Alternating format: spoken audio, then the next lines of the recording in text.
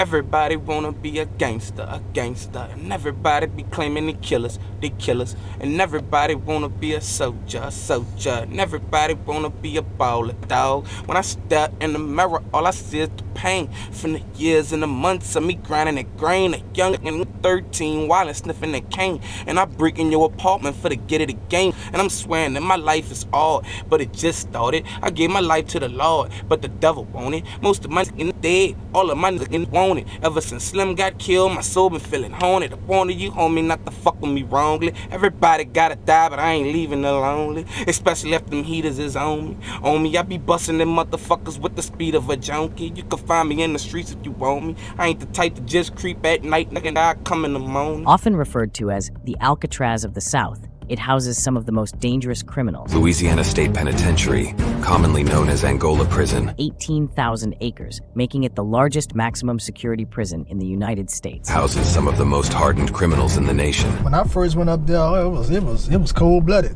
Yeah, it was cold-blooded. You had to prove yourself when I went up there. It wasn't just no talking.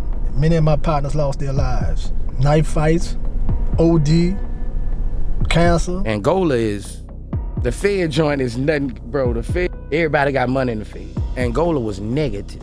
Everybody mostly negative. It was a lot of negativity. When I went to Angola, it didn't even matter how big, small you was, boy, it was rough. Yeah, it was rough. You had to put it down.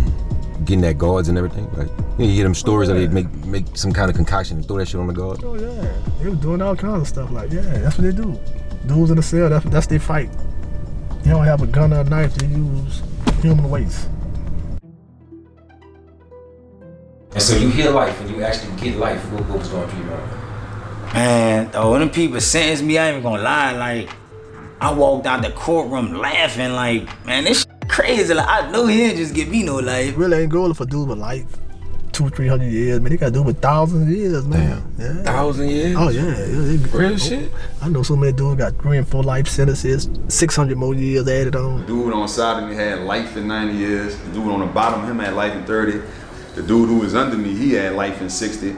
And the man that slept across from me was down 58 years. When I ended up going to Angola, all of us was on the walk together. All of us that grew up there, everybody had a life sentence. The minimum was, life with parole after 35 years, you hear me?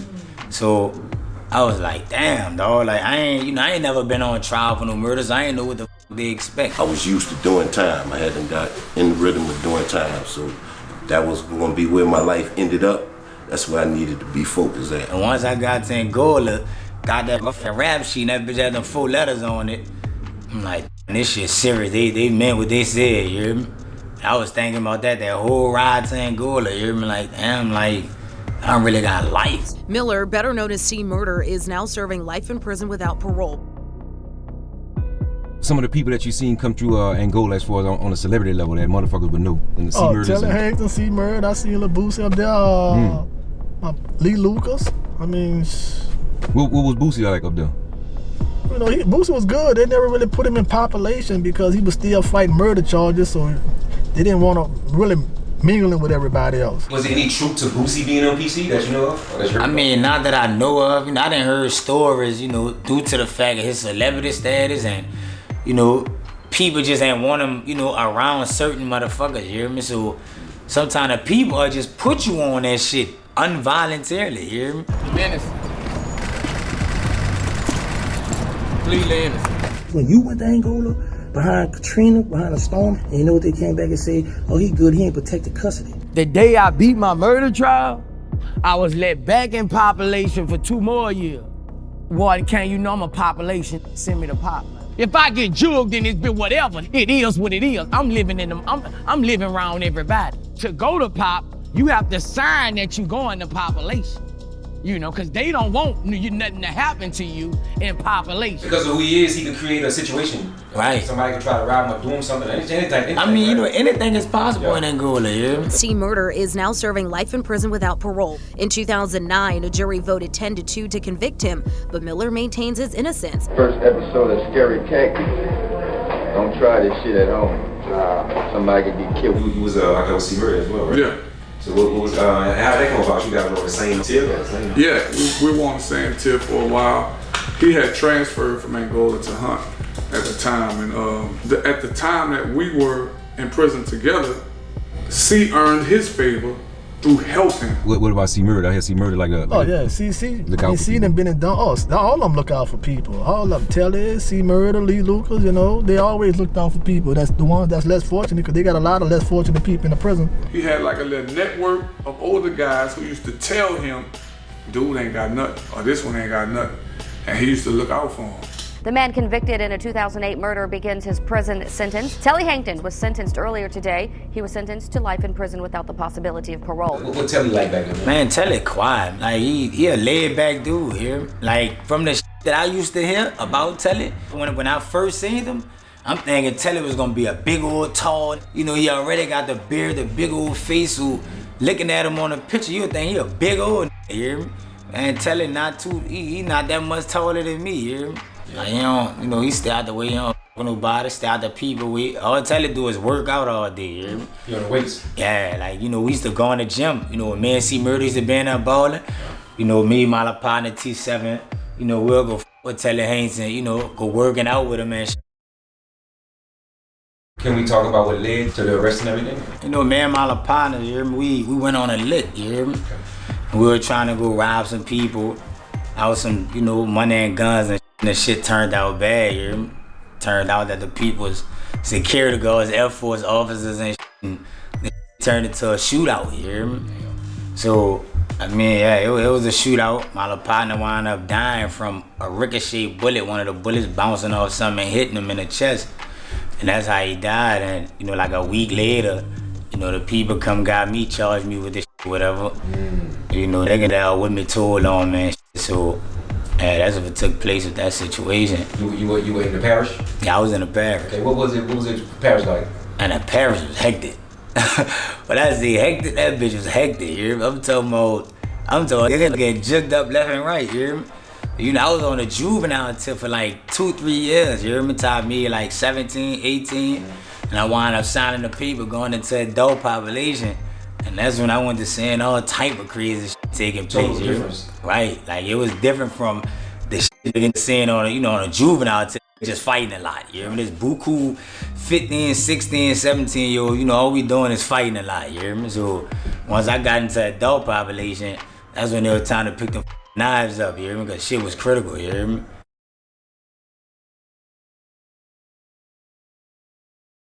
Everybody got a different way they do things. Some guys are under controlled substances.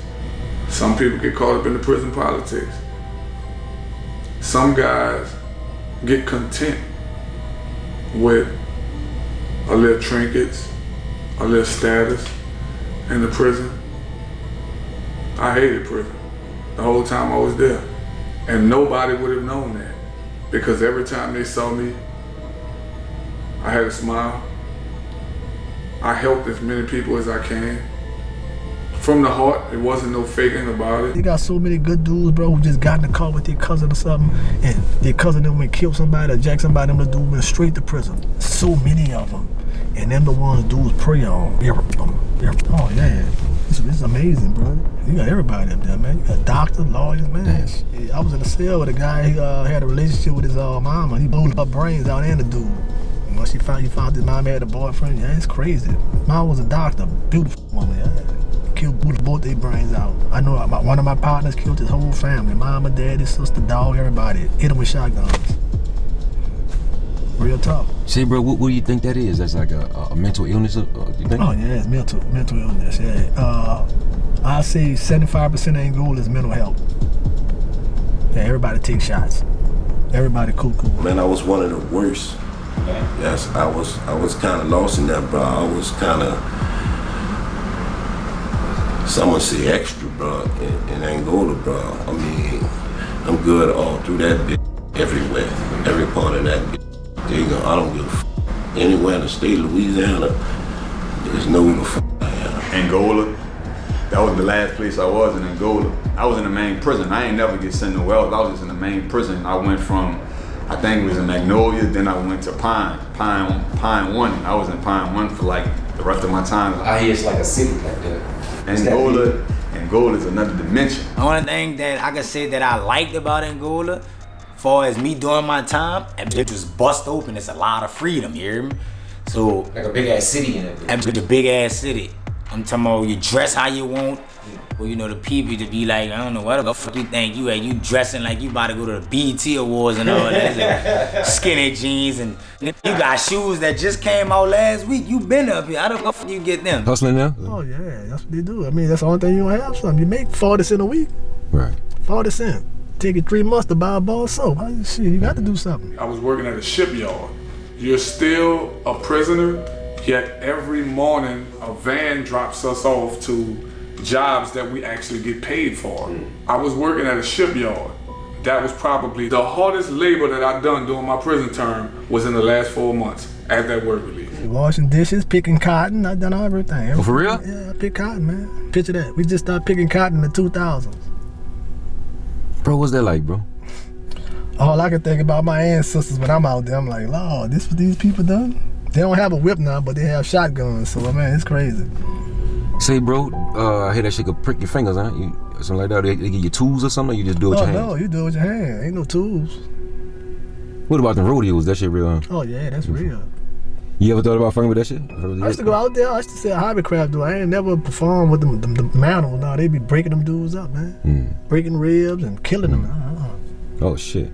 Oh, he killed them. Made an unsuccessful escaped attempt yesterday after allegedly stalking another prisoner. If I would have accepted the finality of being in prison for 30 years that I was sentenced to, I would have attempted to escape. There have been few escapes at the Louisiana State Penitentiary. The last was back in 2017, while in 2013, 2 inmates were able to break through a fence, but guards recaptured them a few hours later. Is it possible you can escape Angola? It's possible, but it's hard. Like, if you escape there, you gotta know how to swim like Michael Phelps with them crocodiles, you hear me? Cause, you know, Angola just, it's like a bowl, you hear me? Sitting surrounded by buku water around the river. So if you could swim across that and get past all them water monsters and all that, yeah, you legit.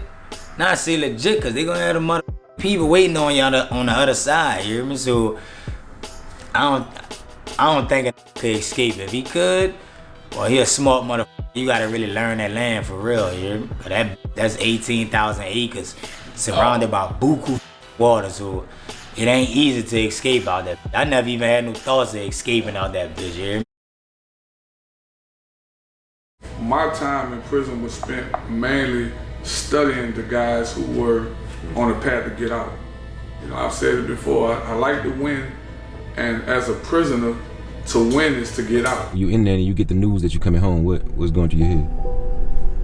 You don't believe it until you out the gates. I found out I was coming home. I still didn't think it was true until I got outside those gates.